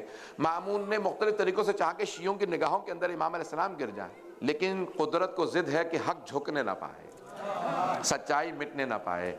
تو اللہ سبحانہ و تعالی ہمیشہ حق کو بلند رکھتا ہے. تو اب وہ مختلف انداز سے کوشش کرتا ہے کہ کسی طرح سے امام لوگوں کی نظروں میں گر جائیں. مجھے مناظرہ پیش کرنا ہے، وقت گزر رہا ہے، اگر چلیں گے تو میرے ساتھ چلتے رہیے. تو جانے گرامی اس نے کیا کیا، ایک مرتبہ قحط پڑا ہوا تھا مشہد میں، تو اس نے سب کو جمع کیا، اور جو ماہرین موسمیات تھے، سمجھتے ہیں جو ایکسپرٹس ہوتے تھے، بتاتے تھے بارش ہوگی نہیں ہوگی، کا قحط ہے، ڈراؤٹ ہے، بارش ہوگی نہیں ہوگی. سب نے کہا اس سال بھی بارش نہیں ہے، یہ بھی سوکھے کا سال ہے، اس سال بھی بارش نہیں ہوگی. اس نے کہا پھر اطمینان کر لو. کہ نہیں ہم یقین سے کہہ رہے ہیں. سب مطمئن ہو. کہا ہاں ہم سب کہہ رہے ہیں بارش نہیں ہوگی. کہا بہت ہی اچھا. اب امام رضا کا امتحان ہوگا، بارش تو ہونے والی ہے نہیں، بارش نہیں ہوگی، وہ اپنے شیعوں کی نظروں میں گر جائیں گے. جاؤ ہماری طرف سے کہہ دو کہ وہ نماز استسقاء پڑھیں. استسقاء نماز استسقاء ہے، بارش کے لیے نماز پڑھی جاتی ہے. 2 رکعت نماز مستحب ہے، بارش مانگنے کے لیے 2 رکعت نماز استسقاء پڑھی جاتی ہے. یہ آج کل کے موسمیات کے ماہرین کی طرح سے نہیں تھے کہ مشینوں پہ چلنے والے ہوں اور پھر بھی حساب کتاب غلط کر کے بتا دیں، کہیں گے کل بارش ہوگی اور نہیں ہوتی، اور بعض کا کہتے تھے نہیں ہوگی اور ہو جاتی ہے. میں نے کئی مرتبہ دیکھا کہ بہت بڑے بڑے ایکسپرٹس ہوتے ہیں، کیونکہ مجھے ٹریولنگ زیادہ کرنی ہوتی ہے، میں نے کئی مرتبہ دیکھا پریڈکشنز جو ہے وہ غلط، عام طور سے صحیح ہوتی ہیں لیکن غلطیاں بھی کر جاتے ہیں. آج کل اتنے ایکسپرٹ ہونے کے باوجود بھی کہہ دیتے ہیں لائٹ رین، اور اچھی خاصی ہیوی رین ہو جاتی ہے. خود پرسنل تجربہ بتا رہا ہوں، تو جو ہے میرے ساتھ لوگوں کے. تو ایک مرتبہ اس زمانے کے جو تھے ماہرین وہ بہت حاذق تھے، وہ بہت پہنچے ہوئے تھے. وہ مشینوں پہ نہیں چلتے تھے، وہ ہوا دیکھتے تھے، سونگتے تھے، بتا دیتے تھے کون سا پرندہ اڑ کے گیا ہے جب سونگتے تھے. پتہ نہیں توجہ ہے یا نہیں. چٹانوں پہ نشان دیکھتے تھے، کہتے تھے فلاں قبیلے کا یہاں سے قافلہ گزرا ہے. کبھی چٹانوں پہ ہمیں کچھ نظر نہیں آ رہا، کہ تم میں ہم میں یہ فرق ہے. کھوج لگانے والے، فوجی نہیں، کھوج لگانے والے بڑے بڑے ماہر تھے. بڑے ہوا صرف دیکھتے سنتے آواز بتا دیتے. تو وہ بہت ماہر تھے. انہوں نے کہا بھئی یہاں پہ موسم ایسا ہے کہ اس سال بھی بارش نہیں ہوگی. مامون نے کہا بہت اچھا، جاؤ ہمارے ولی ہے سے کہو نماز استسقاء پڑھیں. امام رضا سے کہا کہ بھی آپ نماز استسقاء پڑھیں. امام نے کہا نہیں آج نہیں پڑھوں گا. کہا کیوں؟ کہا کہ پیغمبر کی اور امیر المومنین کی، میرے جد رسول خدا اور امیر المومنین کی سیرت یہ تھی 3 دن روزہ رکھتے تھے پھر نماز استسقاء پڑھتے تھے. میں بھی کل سے 3 دن روزہ رکھوں گا پھر نماز استسقاء پڑھوں گا تیسرے روزے والے دن. مامون نے کہا یہ تو بہت اچھا ہو گیا، جہاں تک ہو سکتا ہے سب جگہ اعلان کروا دو. جو ماننے والا ہے ایک ہی دفعہ میں سب جگہ پہ اعلان کروا دو یہ نماز پڑھنے والے ہیں. پورے خراسان میں، پورے اس پروونس کے اندر اعلان ہو گیا. بستی بستی قریہ قریہ اعلان ہونے لگا امام رضا نماز استسقاء پڑھیں گے. اب کیا ہوا، جو ماننے والے تھے وہ اس لیے آ گئے کہ امام پڑھ رہے ہیں، جو نہیں ماننے والے تھے وہ اس لیے آ گئے کہ بھئی یہ پڑھ رہے ہیں ہم ان کو تانے دیں گے. پتہ نہیں بات پہنچ رہی نہیں پہنچ رہی. یہ تانے دینا کوئی نئی بات نہیں ہے، یہ پرانی عادتیں ہیں لوگوں کی. تو جانے گرامی میں وہاں پہ سب کے سب تیار ہو گئے. جو بیگانے تھے وہ اس لیے آ گئے کہ بھی امام ان کی شیعوں کے امام پڑھیں گے نماز، بارش تو ہونے والی نہیں ہے. جو شیعہ تھے کچھ لوگ بیچارے کہ امام پڑھ رہے ہیں عقیدت سے، کچھ بیچارے امتحان کی غرض سے، سب آ گئے. سارا کا سارا مشہد خراسان جمع ہونے لگا. مامون اپنے محل میں بیٹھا بہت خوش کہ بارش تو ہونی نہیں ہے. امام رضا علیہ السلام چلے. امام نے اپنے امامے کا بند کھولا، نالین اتارے، ابا قبا کو الٹا. کہا خواتین سے کہو وہ بھی ساتھ چلے، بچوں سے کہو وہ بھی چلے، بوڑھے جانور پرندے سب کو لے لو. جب ہزاروں کا مجمع ایک مرتبہ میدان میں اترا، امام نے ایک مرتبہ آواز دی اللہ اکبر. جیسے کہا نا اللہ اکبر تو صدائیں آنے لگی لبیک کی. لبیک کی صداؤں کو سنا مجمع پریشان ہونے لگا. کہا یہ کون ہے، ان کی آواز میں ایسی عجیب و غریب کیفیت ہے. جب یہ زمین پہ قدم رکھتے ہیں تو لگتا ہے کہ زمین خود بتا رہی ہے میں قدموں کے بوسے دے رہی ہوں. امام علیہ السلام کا چلنا تھا، سارا مجمع متحیر و پریشان، سب کے سب رو رہے ہیں امام کی صرف تکبیر کو سن کے. امام نے 2 رکعت نماز استسقاء پڑھی. جیسے ہی نماز تمام ہوئی تو دیکھا کہ بادل آنے لگے. مجمع اٹھ کے دوڑنے لگا. امام نے کہا رک جاؤ، یہ بادل تمہارے لیے نہیں ہے، ساتھ والی بستی کے لیے ہے. پتہ نہیں توجہ ہے یا نہیں ہے. کہ یہ تمہارے ساتھ والی بستی کے لیے، تم رک جاؤ، جب تک میں نہیں کہوں گا تب تک بارش نہیں ہوگی. ایک مرتبہ امام نے کہا میں اپنا تعارف کروا دوں، میں محمد مصطفیٰ کا بیٹا ہوں، میں علی مرتضیٰ کا بیٹا ہوں، میں فاطمہ الزہرا کا بیٹا ہوں. امام نے اپنا تعارف کروایا، بتایا میں کون ہوں، اور ایک مرتبہ ہاتھوں کو بلند کیا کہ پروردگارہ تجھے میری مظلومیت کا واسطہ ان لوگوں پہ بارش برسا دے. اب ایک مرتبہ بادل آنے لگے. امام نے کہا یہ جو بادل آ رہے ہیں یہ تمہارے بستی کے لیے ہیں، تم جاؤ اپنے اپنے شہر میں واپس چلے جاؤ، یہ بادل آئیں گے. اب ایک مرتبہ بہت تیز سے گرج ہونے لگی اور بادل کڑکنے لگے اور فوراً برسنے لگے. جب برسنے لگے تو فوراً مامون نے کہا بھئی تم سب نے تو کہا تھا بارش نہیں ہونے والی، یہ بارش ہو گئی. تو ان سب ماہرین موسمیات نے کہا ہم خدا کی قسم کھا کے کہتے ہیں بارش نے نہیں ہونا تھا، یہ علی بن موسیٰ رضا کی دعا کا اثر ہے. کہ بارش ہو رہی ہے، مامون نے فوراً کہا تم نے مجھے تو بتا دیا، لوگوں کو مت بتانا، کہیں ایسا نہ ہو کہ جو ایمان نہیں لایا وہ بھی ایمان لے آئے۔ پتہ نہیں بات ہے یا نہیں ہے۔ اب ایک مرتبہ بہت پریشان ہوا کہ ایسی بارش کبھی ہم نے نہیں دیکھی کہ اس طرح سے بارش ہو رہی ہے۔ امام رضا علیہ السلام تشریف لائے، اب جو نہیں مانتا تھا وہ بھی ماننے لگا۔ مامون اور زیادہ پریشان کہ بھی یہ کیا ہے کہ جتنا میں کوشش کرتا ہوں کہ ان کا نام خراب ہو اتنا ہی ان کا نام بڑھتا چلا جا رہا ہے۔ اب آپ کو سمجھ میں آئے ایران میں اتنے شیعہ کیوں ہیں؟ یہ امام رضا کا صدقہ ہے۔ تو اس نے کہا تمام ادیان عالم، میں مناظرہ پیش کر رہا ہوں امام رضا صاحب کا، سنیں گے؟ کوشش کروں گا 10 منٹ میں مکمل کر دوں اگر ہو سکا، نہیں تو 5-10 منٹ زیادہ اگر ہوگا تو معذرت چاہوں گا۔ عزیزان گرامی، اس مرتبہ اس نے کہا تمام ادیان ہیں، جتنے دنیا کے بڑے بڑے ریلیجن ہیں اس زمانے میں، کہا تمام کے سب سے بڑے علماء کو دعوت دو ہماری طرف سے، وہ سب آ جائیں، اور آنے کے بعد امام سے بحث کریں، مباحثہ کریں، ڈیبیٹ کریں، ڈسکشن کریں، اور کسی طرح سے کوئی ایک انہیں ہرا دے، بس ہمارا کام ہو جائے گا۔ میں تمام شیعوں کو پوری زندگی تانے دوں گا کہ دیکھو تم جس امام کو مانتے وہ ڈیبیٹ میں ہار گئے۔ اب وہ اپنے طور پہ تیاری کر رہا تھا، اور کہا کانوں کان خبر نہ ہونے دینا امام رضا علیہ السلام کو۔ میں نے پہلے بھی عرض کیا تھا، ہم ایسے کوئی امام ہی نہیں مانتے جسے پتہ نہ ہو کہ دیوار کے پیچھے کیا ہے۔ ہم ایسے کوئی امام نہیں مانتے جسے چاولوں کے نیچے گوشت نظر نہ آ رہا ہو، نام نہ کہلائیے گا خدا رہا۔ تو اب بہت سے ایسے افراد کے جو کہتے تھے کہ مجھے خانہ کعبہ میں نظر آ جاتا ہے، میں یہاں پہ بیٹھا وہ دیکھ لیتا ہوں، انہوں نے کہا بھئی چاولوں کو تو نیچے گوشت نظر نہیں آتا، خانہ کعبہ تم دیکھ لیتے ہو یہاں پہ سے بیٹھے۔ تو پتہ نہیں اب یہ میں پہنچ گئی ہو تو پہنچ گئی ہو بات۔ تو عزیزان گرامی، میں ایسے کو امام مانتے ہیں جو بتا سکتا ہے کہ کیا کیفیت ہے۔ مامون نے کہا بھئی تمام جتنے ادیان عالم ہیں ان کے سب سے بڑے علماء کو بلا لو۔ یہودیوں کے رأس الجالوت کو چیف رہبر کو بلایا گیا، عیسائیوں کے کرسچنز کے اسقف اعظم کو جو آرچ بشپ تھا اس کو بلایا گیا، ہندوؤں کے ہربس کے جتنے بھی بدھ مت کے ماننے والے تھے، ستارہ پرست سے جو اسٹار ورشپر سے، جو فائر ورشپر سے، جو زرتشت تھے، سب کے جتنے بڑے بڑے علماء تھے سب کو بلایا۔ کہا اکیلے مت آنا، کتابیں لانا، تیاری کر کے آنا، اپنے شاگردوں کو ساتھ لے کے آنا، بہت تیاری کر کے آؤ۔ اب لوگ کہنے لگے بھئی یہ سب آئے ہیں، یہ تو اپنی اپنی زبانوں میں بات کریں گے۔ مامون کے تو اور بھی اچھا ہے انہیں سمجھ میں نہ آئے، جب وہ جواب نہیں دے پائیں گے یہی ہماری جو ہے وہ فتح ہو جائے گی۔ بہت خوش ہوا جب سب جمع ہو گئے مامون کے دربار میں، تو اس نے ایک آدمی سے کہا جاؤ جا کے ہمارے ولی عہد کو بلا لاؤ۔ اب وہ جو بلانے جا رہا تھا وہ امام کا شیعہ تھا، وہ دل سے شیعہ ہو چکا تھا لیکن تقیہ میں تھا، بتاتا نہیں تھا کہ میں شیعہ ہوں۔ بہت گھبراتا ہوا پہنچا، کہا فرزند رسول آپ کو مامون نے بلایا۔ امام نے کہا بلایا مجھے ہے، گھبرایا ہوا تو ہے، کیا معاملہ ہے؟ کہا نہیں فرزند رسول وہاں وہ مناظرہ کرنے کے لیے تمام ادیان عالم کے علماء جمع ہو گئے۔ امام نے کہا اگر علماء جمع ہو گئے تو کیا تجھے اپنے امام کے علم پہ شک ہے؟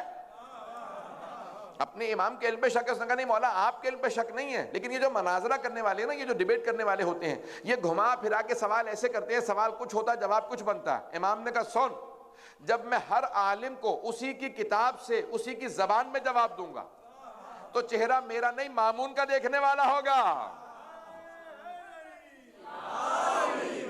بات واضح ہو رہی ہے ذہن کے نام؟ سنیں گے مناظرہ یا مثالیں اگر کہیں تو؟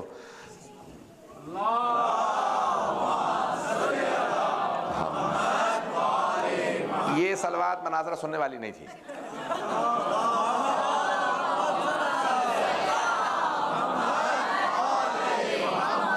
وعجل فرجہ۔ تو ایک مرتبہ امام رضا علیہ السلام نے کہا کہ بھئی تو عراق کا رہنے والا ہے، ذرا بتا یہ معاملہ کیا ہے، تم کیا سمجھ رہے ہو، میرے شیعہ کیا سمجھ رہے ہیں کہ مامون نے مناظرہ کیوں رکھوایا ہے؟ کہا مولا اگر میں سچ سچ بتاؤں تو برا تو نہیں منائیں گے۔ مولا نے کہا تو جانتا نہیں ہمیں چاپلوسی پسند نہیں ہے، ہمیں خوشامد پسند نہیں ہے، جو سچ ہے اسی کو پیش کر، میں جاننا چاہتا ہوں میرے شیعوں کا نظریہ کیا ہے۔ کہا مولا اس نے مناظرہ آپ کو نیچے دکھانے کے لیے رکھا۔ امام نے کہا الحمدللہ میرے شیعہ سب سمجھ رہے ہیں یہ میرا دوست نہیں ہے، چاہنے والا نہیں ہے، یہ میرا دشمن ہے۔ میں چاہتا ہوں میرے شیعوں کو معرفت ہو کون میرا ماننے والا ہے کون میرا دشمن ہے۔ پتہ نہیں بات واضح ہے یا نہیں ہے؟ کہاں بس میں یہی چاہتا ہوں کہ میرے شیعوں کو معرفت ہو کہ یہ میرا چاہنے والا نہیں ہے، اس نے ولی عہد اس لیے نہیں بنایا کہ یہ میرا چاہنے والا ہے، میرا ماننے والا ہے، بلکہ یہ تو مجھے گرانا چاہتا ہے لوگوں کی نظروں میں، اس لیے اس نے ولی عہد بنایا، یہ اپنی انڈورسمنٹ لینا چاہتا ہے مجھے ولی عہد بنا کے۔ امام نے کہا کہ ٹھیک ہے چلو ہم چلتے ہیں۔ امام نے ایک مرتبہ، میں اپنے الفاظ میں پیش کروں گا امام کیسے چلے ہوں گے اگر سننا پسند فرمائیں۔ میرا دل کہتا ہے امام نے ایک مرتبہ امامت کی قبا اوڑی ہوگی، ولایت کی عبا لی، عصمت کا تاج رکھا، تولا کی تسبیح لی، تبرہ کا ڈنڈا لیا، پاؤں میں جوتے نالین زیب تن کیے، جب چلنے لگے تو زمین قدموں کے بوسے دے رہی تھی، آسمان سر پہ سایہ کر رہا تھا۔ وہاں مامون نے سارے دربار سے کہا خبردار کوئی ان کی تعظیم میں کھڑا نہ ہو، نہ کوئی محل کا دروازہ کھولے نہ کوئی پردہ ہٹائے، یہ خود پر اپنا دروازہ کھول کے پردہ کھول کے واپس آئیں۔ خبردار کسی نے بیٹھنے کے لیے کرسی دی، یہ کھڑے رہیں، اچھا ان کا کانفیڈنس ختم ہو جائے گا، ان کے حوصلے پست ہو جائیں گے۔ ایک مرتبہ جیسے امام چلے ایک آندھی چلنے لگی، دروازے خود بخود کھلنے لگے، پردے سر پہ سایہ کرنے لگے۔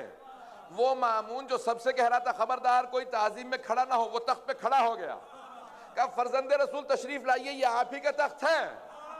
میرے تو وڈیرے بھی کہہ گئے اگر آپ نہ ہوتے تو ہم ہلاک ہو جاتے۔ پتہ نہیں بات پہنچی ہے نہیں؟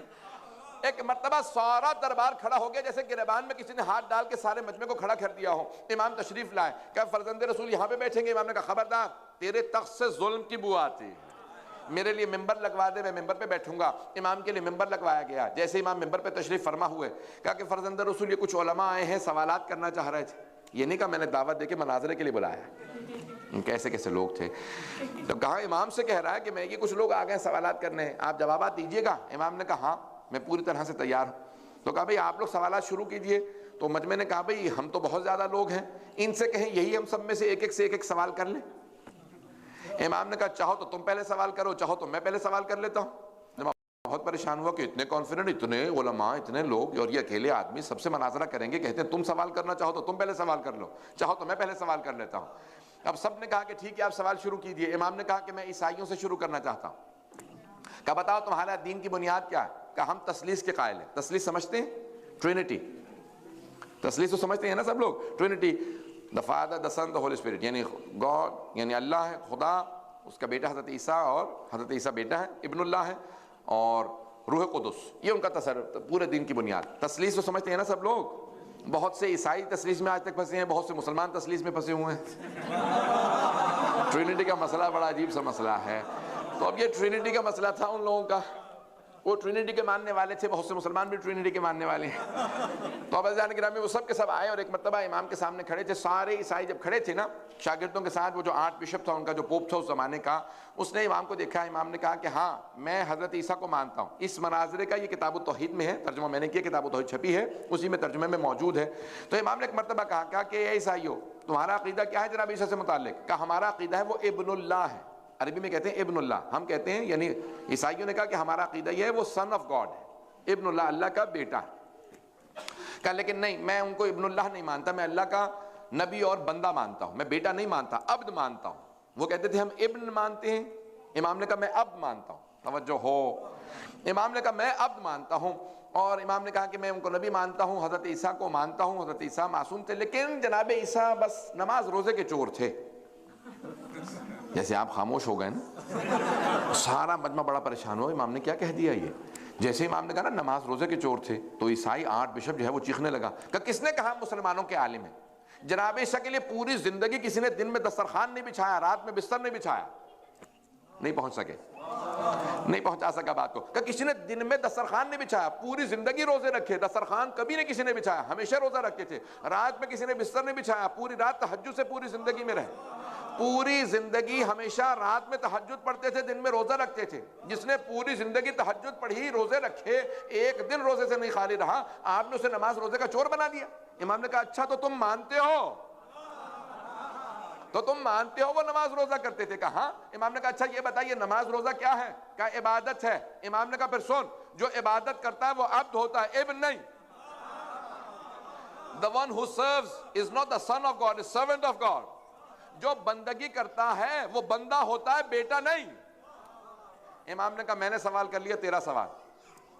ایک مرتبہ خاموش ہوئے، کہنے لگا آپ نے سوال لاکھ چھوڑا ہی کہاں ہے؟ ہمارے دین کی بنیادیں تو ہلا دی، ہمارے دین کی بنیاد یہی ہے کہ عیسیٰ ابن اللہ ہیں، اللہ کے بیٹے ہیں۔ جب آپ نے غلط ثابت کر دیا، میں کیا سوال کروں؟ میرے پاس کوئی سوال نہیں ہے، آپ کسی اور سے بات کر لیجئے۔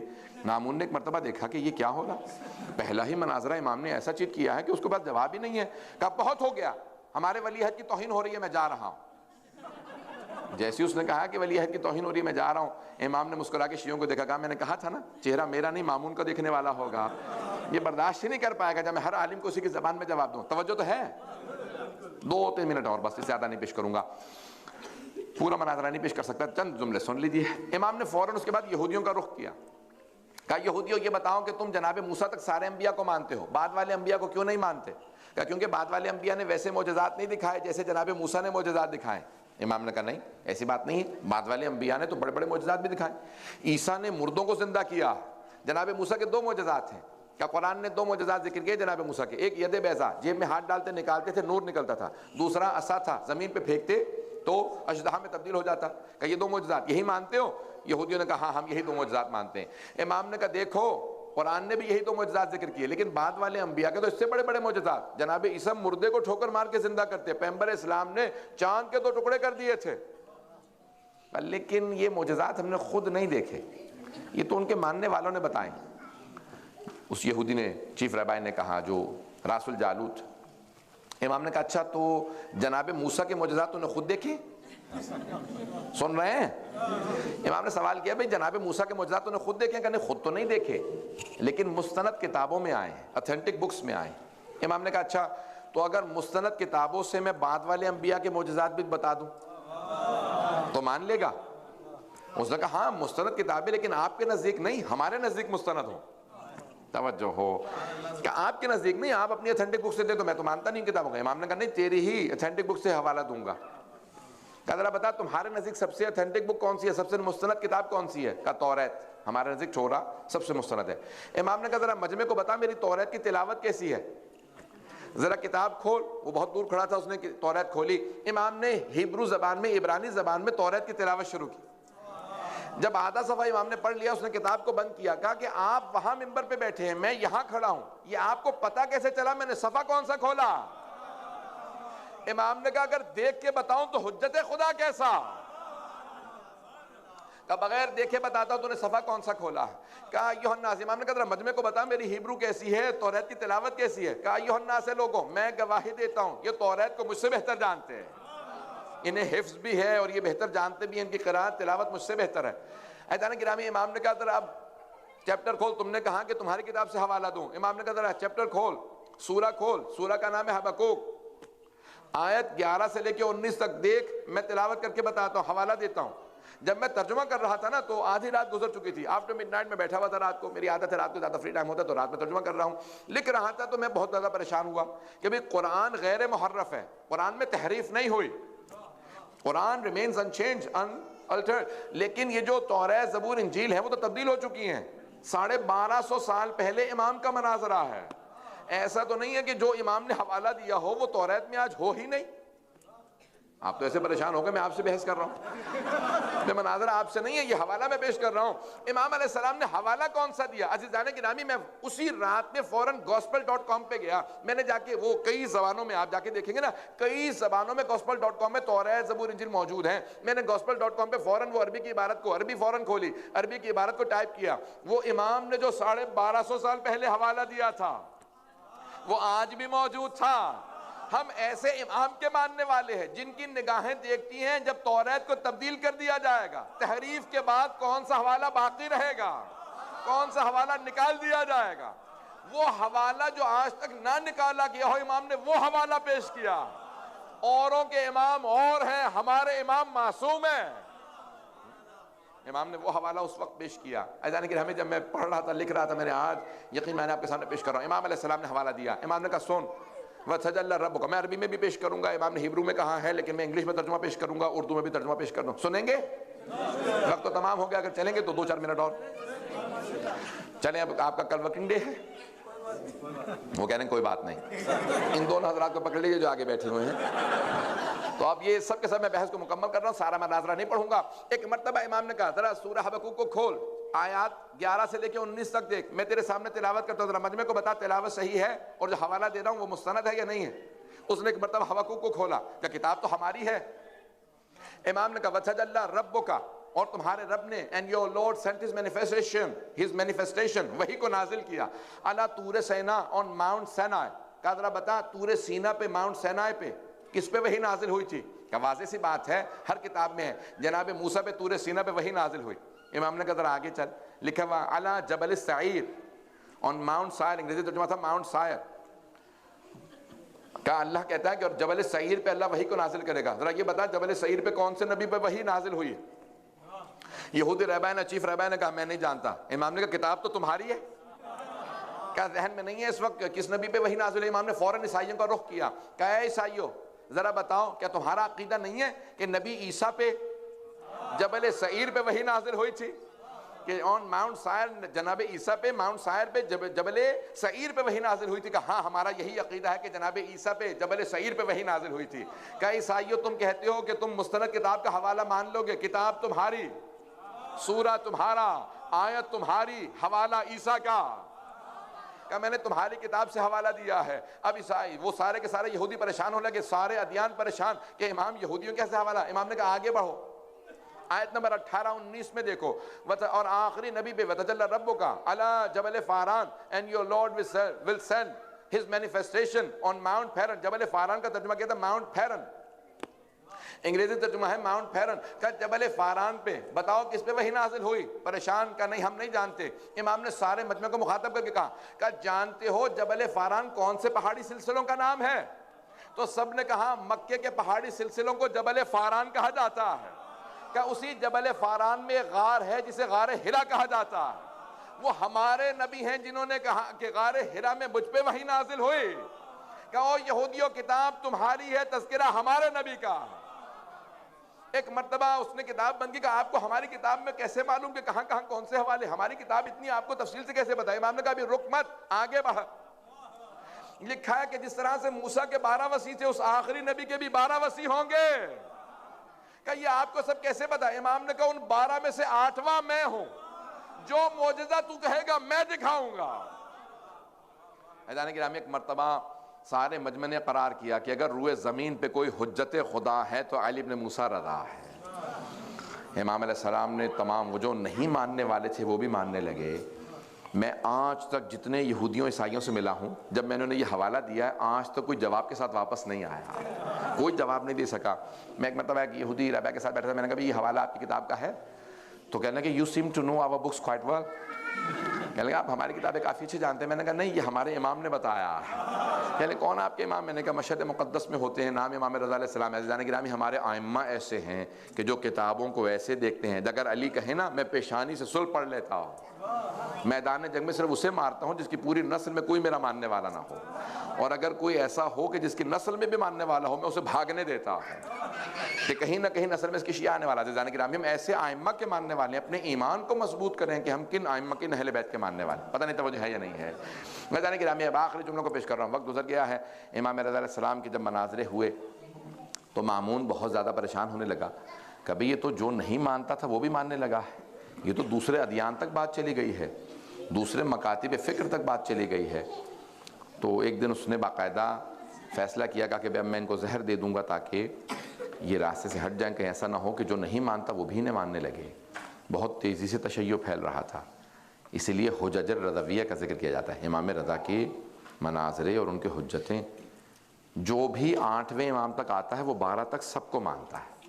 جتنے شیعوں میں فرقے بنے ہیں وہ 8ویں امام سے پہلے بنے، کیونکہ ان ائمہ علیہ السلام کے زمانے میں بادشاہ ائمہ کو بولنے نہیں دیتے تھے۔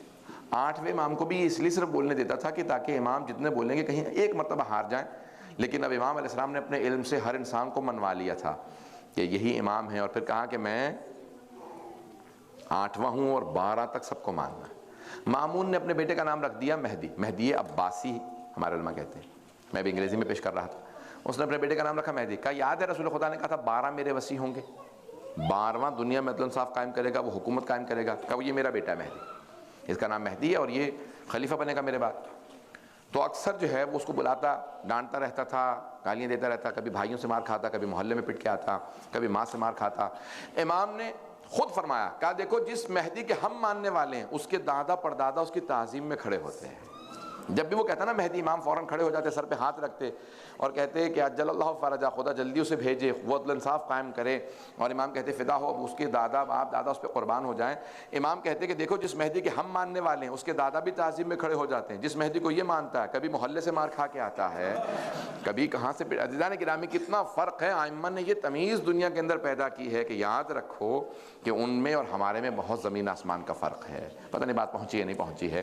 امام نے کس طرح سے مہدویت کو ثابت کیا، اتنا بہت بڑا فتنہ کھڑا ہونے والا تھا کہ وہ باقاعدہ لوگوں کے ذہنوں میں ڈال رہا تھا یہی وہ مہدی ہیں۔ امام نے ثابت کیا کہ نہیں، وہ مہدی جس کو ہم مانتے ہیں ان کا چہرہ بتائے گا یہ مہدی برحق ہے، ان کا وجود مقدس معجزہ ہوگا۔ امام رضا کی صرف 2 روایت کو پیش کروں گا اور پھر مصائب کی طرف، بلکہ مصائب کا مقدمہ سمجھ لیں۔ سفر بھی ختم ہو گیا، کبھی آپ انتظار کر رہے ہوں گے اس سال کا محرم آئے گا، اور محرم ختم بھی ہو گیا۔ پوری دنیا میں محرم آتا ہے، محرم چلا جاتا ہے، لیکن برصغیر میں امام حسین تشریف لاتے ہیں، امام حسین تشریف لے جاتے ہیں۔ ہمارے کلچر کے اندر لوگ محسوس کرتے ہیں کہ نہیں، امام حسین ہماری زندگیوں میں آ گئے۔ عزیزان گرامی، بڑے تقدس کو باقی رکھیے، اس تقدس کو پامال نہ ہونے دیں۔ ابھی آپ انتظار کر رہے تھے، آج سفر بھی آ گیا، سفر کی آخری بھی ہو گئی، سفر بھی ختم ہو گیا، ربیع الاول شروع ہو گیا۔ 2 مہینے لوگ غم کرتے ہیں، لیکن آپ پھر بھی 2 مہینے بعد سوگ توڑ دیتے ہیں نا، 2.25 مہینے بعد سوگ ختم ہو جاتا ہے۔ لیکن امام سجاد کا سوگ ختم نہیں ہوا، پوری زندگی مولا گریہ کرتے رہے۔ جناب زینب کبریٰ کا سوگ ختم نہیں ہوا، مولا سجاد پوری زندگی گریہ کرتے رہے۔ ہم سے تقاضا نہیں کیا انہوں نے، ہم سے نہیں کہا کہ تم اتنا غم منانا، وہ جانتے ہیں کوئی اتنا غم منا ہی نہیں سکتا۔ امام سجاد سے کسی نے کہا کہ مولا میرے بھائی کی شادی ہے، تشریف لائیے۔ مولا نے کہا کربلا کے واقعے کے بعد ہم نے شادیوں میں جانا بند کر دیا، میں صرف نکاح کی تقریب میں آؤں گا، میں پوری شادی میں نہیں آتا۔ کہا مولا میری بڑی حسرت تھی، میری منت ہے کہ آپ میرے بھائی کی شادی میں آئیں۔ امام علیہ السلام نے کہا کہ جو بھی ہو، جیسے بھی ہو،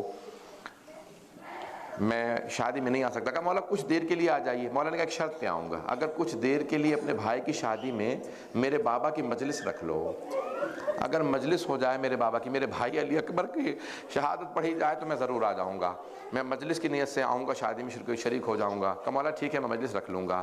جب مجلس ہونے لگی نا تو امام نے آواز دی، کہا کچھ دیر کے لیے چراغ بجھا دینا۔ کہا جب چراغ بجھا دیں، کہا مولا کیوں چراغ بجھا دیں؟ کہا کوئی رونے میں شرم نہ کرے، حیا نہ کرے، لوگ کھل کے رو سکیں۔ جب چراغ دوبارہ جلائے نا تو دیکھا کہ امام رضا موجود نہیں ہے۔ کہا مولا کہاں چلے گئے؟ امام سجاد علیہ السلام موجود نہیں ہیں، کوئی آیا باہر دیکھا امام دروازے پہ کھڑے ہیں۔ کہا مولا یہاں کیوں کھڑے ہیں؟ کہا سب کو خدا حافظ کہنا چاہتا ہوں، لوگوں کو الوداع کہنا چاہتا ہوں۔ کہا مولا یہاں پہ کیوں؟ کہا اب تک یہ تیرے مہمان تھے، اب میرے مہمان ہیں، میرے بابا کی مجلس میں آئے ہیں، یہ اب میرے مہمان ہیں، میں نے خود خدا حافظ کہوں گا۔ بس بھئی میں اور آپ مجلس کا اہتمام کرتے ہیں، مجلس 2-4 گھنٹے ہوئی، ختم ہو گئی۔ امام سجاد علیہ السلام نے کتنا اہتمام کیا ہے۔ 8ویں امام بیٹھے گریہ کر رہے تھے، میں سب کے جملے پیش کر رہا ہوں، جلدی جلدی، ایک 2 جملے ہر امام سے متعلق۔ 6ٹھے امام علیہ السلام سے متعلق ملتا ہے کہ جب 6ٹھے امام کے گھر پہ کوئی آیا نا تو دیکھا کہ مولا بہت زیادہ گریہ کر رہے ہیں۔ کہا مولا کیا بات ہے؟ کہا آج عاشورے کا دن ہے۔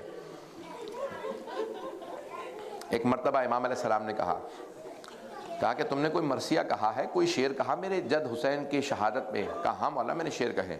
کہا ذرا سناؤ۔ جب وہ سنانے لگا امام نے کہا رک جا بھی نہ پڑھ۔ امام نے خادم سے کہا ذرا پردے کا اہتمام کر دے، میری ماں سے، میری بہنوں سے، میری بیٹیوں سے، میری زوجہ سے کہہ دے مجلس ہونے والی ہے، وہ بھی آ جائیں۔ جیسے پردہ کھینچا نا کہ ایک مرتبہ امام کی جو گھر میں خادم تھا اس نے جا کے آواز دی، کسی خادمہ سے کہا کہ امام کی طرف سے حکم آیا، امام کی والدہ حضرت ام فروہ کو بتا دو مجلس حسین ہونے والی ہے۔ جیسے پردہ کھینچا امام کی والدہ آ کے بیٹھ گئیں، امام کی بہنیں آئیں، امام کی بیٹیاں بھی آ گئیں، امام کی زوجہ بھی آ گئیں، سب آ کے بیٹھ گئے۔ وہ جو شاعر تھا نا وہ امام کی والدہ کے خاندان سے تھا، حضرت ام فروہ کے خاندان سے تھا۔ ایک مرتبہ اس نے اشعار پڑھنا شروع کیے تو آواز آنے لگی، امام کی والدہ بلند آواز سے رونے لگیں۔ جب امام کی والدہ کی رونے کی آواز آئی نا تو ایک مرتبہ اس شاعر نے جناب ام فروہ سے کہا کہ اے ام فروہ اگر آپ زیادہ روئیں گی تو آپ کا بیٹا آ کے آپ کو دلاسا دے گا۔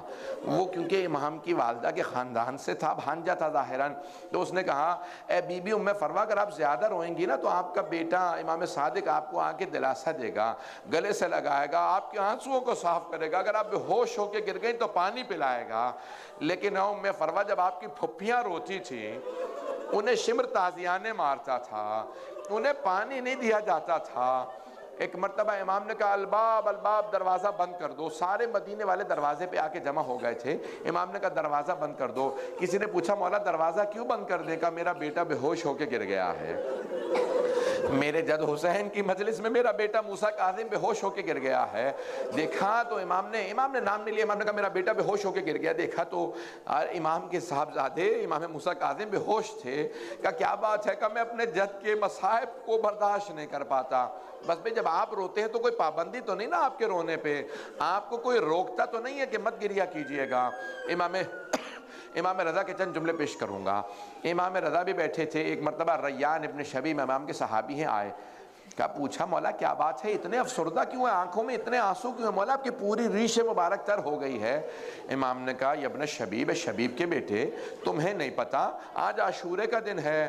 کہا مولا حکومت اعلان نہیں کرتی ہے, کوئی غم کا اعلان نہیں ہوتا. کہا نہیں آج عاشورے کا دن ہے. کہا مولا ذرا اپنے جد کی کوئی مصائب تو سنائیں. امام نے کہا انہو ذبح کالکبش, ان کو ایسے ذبح کیا گیا جیسے گوزفند کو ذبح کیا جاتا ہے, جیسے ایک بھیڑ کو ذبح کیا جاتا ہے. یہ روایت بڑی مستند روایت ہے, اس میں کوئی بھی شک نہیں کہ امام نے فرمایا ہے. علماء نے بڑی بحث کی امام نے کیوں کہا ایسے ذبح کیا جیسے گوزفند کو ذبح کرتے ہیں. آپ نے دیکھا ایک بھیڑ کو جب ذبح کرنے لگتے ہیں تو اس کے ہاتھ پاؤں باندھ دیے جاتے ہیں. امام حسین کے ہاتھ پاؤں باندھے نہیں گئے تھے. پھر امام نے کیوں شبیہ دی ہے؟ بھئی دیکھیں جب رسول خدا نے کہا نا علی اسد اللہ ہے, علی شیر خدا ہے, تو وجہ شباہت جو ہے وہ شجاعت ہے. یہاں پہ بھیڑ سے کیوں تشبیہ دی ہے, اس پہ بڑی بحث ہے. کہ جیسے بھیڑ کو ذبح کیا جاتا ہے ویسے ذبح کیا گیا امام حسین کو. بھئی امام حسین کے ہاتھ پاؤں باندھے نہیں گئے تھے, کیوں امام رضا نے تشبیہ دی؟ جب بھیڑ کو ذبح کیا جاتا ہے نا تو اسے پہلے پانی پلا دیا جاتا ہے. امام حسین کو پانی نہیں پلایا گیا تھا. پھر کیوں کہا امام رضا نے جیسے ایک بھیڑ کو ذبح کیا جاتا ہے؟ کہتے ہیں جب ایک بھیڑ کو ذبح کرنے لگتے ہیں نا تو اسے دوسری بھیڑوں سے چھپا دیا جاتا ہے, چھپا کے ذبح کیا جاتا ہے. امام حسین کو چھپا کے ذبح نہیں کیا گیا تھا, بہن 70 قدم کے فاصلے پہ کھڑی دیکھ رہی تھی. پھر کیوں کہا امام رضا نے ایسے جیسے گوزفند کو ذبح کیا جاتا ہے؟ مولا کیوں کہا؟ تو علماء کہتے ہیں بس ایک ہی وجہ ہے جو امام رضا نے کہی. جب کوئی ایک بھیڑ کو ذبح کرنے لگتا ہے نا تو کوئی روکنے والا نہیں ہوتا. کوئی نہیں کہتا مت مارو اس بھیڑ کو, مت ذبح کرو, ارے تم بھیڑ کو ذبح کیوں کر رہے ہو. کوئی نہیں کہتا بھیڑ کو ذبح مت کرو. امام رضا کہتے ہیں جیسے ایک بھیڑ کو ذبح کیا جاتا ہے, ہمارے جد کو ایسے ذبح کیا, کوئی روکنے والا نہیں تھا. مت مارو حسین کو, یہ زہرا کا لال ہے, یہ نواسہ رسول ہے. بس ایک بہن کھڑی تھی جناب زینب, بار بار دامن پھیلا کے کہتی تھی اما فیکم مسلم, کہ تمہارے درمیان کوئی مسلمان نہیں, یہ تمہارے نبی کا نواسہ ہے. میری ماں نے چکیاں پیس کے پالا تھا. مت مارو حسین کو.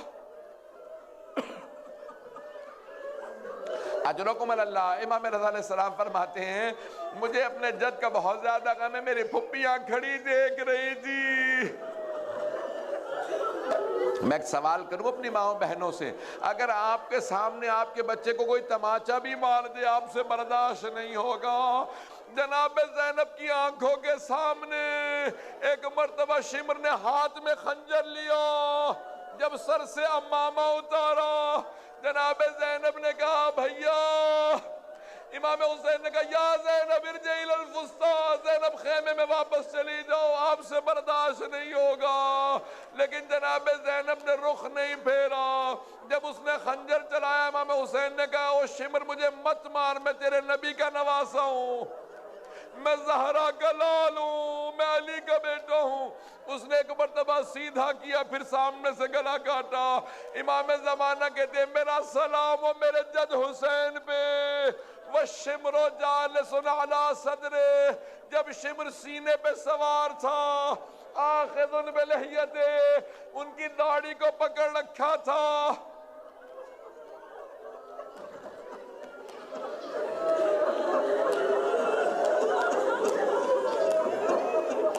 میں تمام کر دیتا. امام رضا علیہ السلام کا آخری وقت تھا.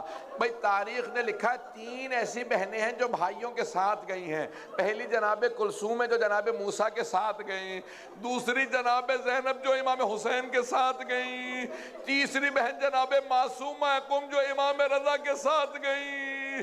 جب جناب معصومہ قم پہنچی نا تو ایک مرتبہ کسی سے سنا کہ کوئی بیوی بار بار کہتی ہائے امام رضا مارے گئے, ہائے امام رضا مارے گئے. بیوی نے فوراً کنیز سے کہا ذرا بلا کے تو لائے سے, یہ کس امام رضا کو یاد کر رہی ہے. ایک مرتبہ جناب معصومہ نے پوچھا تو بار بار کیوں کہتی ہے ہائے امام رضا مارے گئے؟ کہا بی بی آپ کیسی شیعہ ہیں, آپ کو نہیں پتا شیعوں کے 8ویں امام کو زہر دے دیا گیا.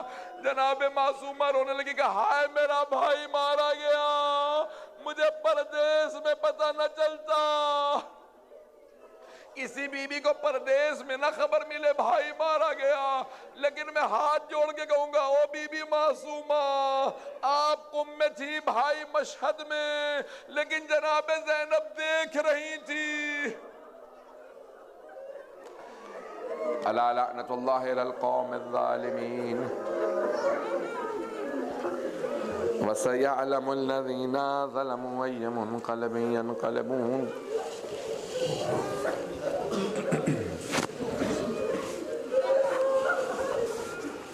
میں نے تمام کر دیا۔ جب جناب زینب مدینے واپس آئی نا تو روایت کے الفاظ ہیں بی بی سب سے پہلے اپنے نانا کے روضے پہ گئیں۔ ہاتھوں کو بلند کیجئے گا، مختصر سے دعا کرواؤں گا، ہاتھوں کو بلند کر کے میری طرف اگر دیکھ سکے تو دیکھیے گا۔ میں آپ لوگوں کو نہیں دیکھ پاتا اس وقت، لیکن اگر آپ دیکھ سکے تو دیکھیے گا۔ جب جناب زینب آئی نا نانا کے روضے پہ، بی بی نے بلند آواز سے رو کے کہا نانا، دونوں ہاتھ دروازے پہ رکھے روضہ رسول کے، بلند آواز سے کہا یا جدہ انی ناعیۃ الیک بولدک الحسین، نانا میں آپ کے نواسے حسین کی سنانی لے کے آئی۔ نانا میں 70 قدم کے فاصلے پہ کھڑی دیکھ رہی تھی۔ نانا جب شمر نے خنجر چلایا میں 70 قدم کے فاصلے پہ تھی۔ روایت کے الفاظ ہیں کہ مدینے والے اتنی بلند آواز سے رو رہے تھے کہ جناب زینب کی آواز نہیں آ رہی تھی، بی بی کی آواز دب گئی تھی۔ لوگ چیخیں مار مار کے رونے لگے، ارے حسین کو اس طرح سے مارا گیا، سارا مدینہ رو رہا تھا۔ بی بی کی آواز دب گئی، بی بی خاموش ہو گئی۔ جب سب خاموش ہوئے نا تو بی بی نے ایک جملہ کہا نانا اگر نامحرموں کا مجمع نہ ہوتا میں اپنی کلائیوں سے چادر ہٹاتی، نانا میں اپنے بازوؤں کے نشان دکھاتی، نانا میں آپ کو بتاتی آپ کی امت نے مجھے کتنے تازیانے مارے۔ بس بھئی سارا مدینہ رونے لگا، بی بی آپ کو تازیانے مارے گئے، علی کی بیٹیوں کو اجرکم اللہ اجرکم اللہ۔ بس بھئی بی بی نے ایک مرتبہ کہا امام سجاد سے، بیٹا سجاد مجھے کچھ دیر کے لیے ماں کی قبر پہ لے چلو۔ صرف امام معصوم جانتے ہیں جناب سیدہ کی قبر کہاں ہے، دوسروں کو جاننے کی اجازت نہیں۔ امام سجاد نے کہا باقی سب لوگ گھر چلے جائیں، میں اپنی پھپھی کو کچھ دیر کے لیے اپنی دادی کی قبر پہ لے جاؤں۔ جب لے کے آئے نا کہا پھپھی اماں یہ میری دادی کا روضہ ہے۔ جناب زینب نے ایک مرتبہ سامان کھولا، جناب سید الشہداء کا کرتا نکالا اور جناب سیدہ کی قبر پہ بچھا دیا۔ قبر پہ بچھا کے ایک جملہ کہا اماں یہ آپ کے حسین کا کرتا ہے۔ ایک مرتبہ قبر پہ زلزلہ سا آنے لگا، محسوس ہوتا تھا جیسے قبر میں کوئی تڑپ رہا ہے۔ جناب زینب نے رو کے کہا اماں برداشت نہیں ہوا آپ سے، اماں آپ نے کرتا دیکھا ہے، میں نے لاشا پامال ہوتے دیکھا ہے۔ علماء کہتے ہیں کہ ایک خاتون اپنے باپ سے اپنی مصیبت چھپا سکتی ہے، اپنے مصائب کو اپنے بیٹوں سے چھپا سکتی ہے، بھائیوں سے چھپا لے گی، لیکن جب ایک خاتون اپنی ماں سے ملتی ہے نا تو چھپا نہیں پاتی۔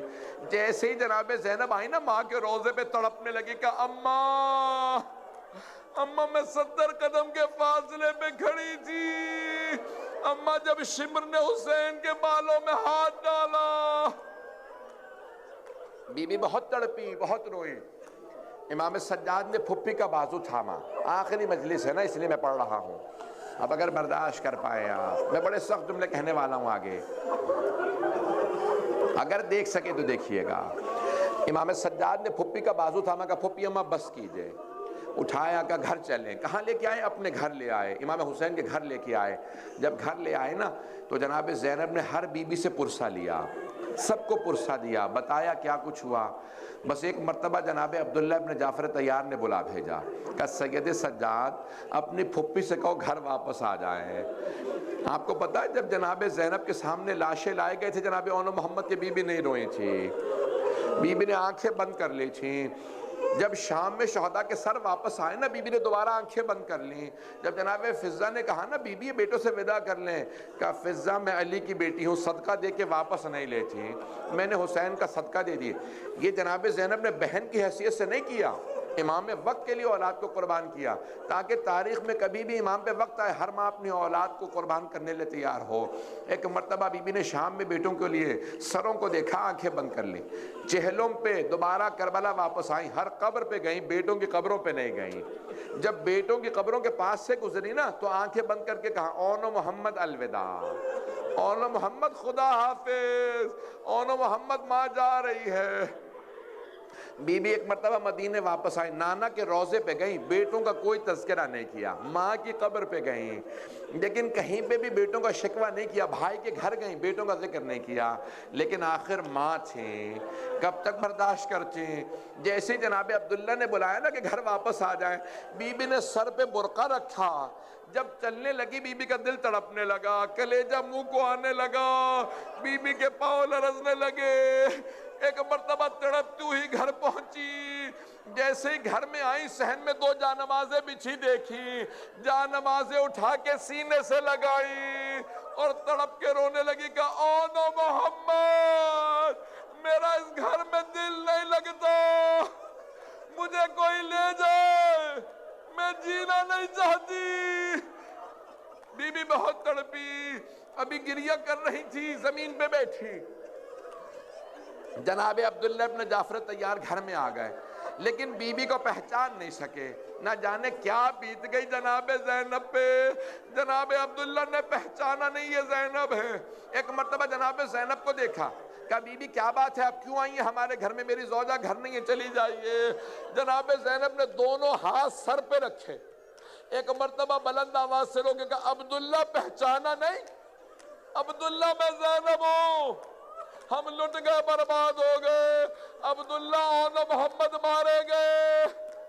نہ جانے جناب عبداللہ نے کیا دیکھا، زمین پہ گر گئے، بوڑھے بھی تھے، بیمار بھی تھے۔ ایک مرتبہ ہمت کر کے پھر اٹھے، جب دوسری مرتبہ زمین پہ گرے نا، جناب زینب سے رہا نہ گیا، پوچھا عبداللہ کیا بات ہے، بیٹوں کی شہادت برداشت نہیں ہو رہی؟ جناب عبداللہ نے دیکھا جناب زینب کے ہاتھ ابھی بھی سر پہ ہیں۔ جناب عبداللہ نے کہا جینب وہ دونوں حسین پہ قربان، میں ہوتا میں بھی قربان ہو جاتا، مجھے بیٹوں پہ صبر آ گیا، لیکن زینب میرے ایک سوال کا جواب دیجئے۔ جناب زینب نے کہا عبداللہ کیا سوال ہے؟ کہا زینب یہ کلائیوں پہ نشان کیسے؟ ایک مرتبہ جناب زینب نے کہا عبداللہ ہاتھوں میں رسیاں، کوفہ و شام کے بازار، شرابی کا دربار، مجمع عام، علی کی بیٹیاں، ہاتھوں میں پتھر، باغیوں کے نعرے۔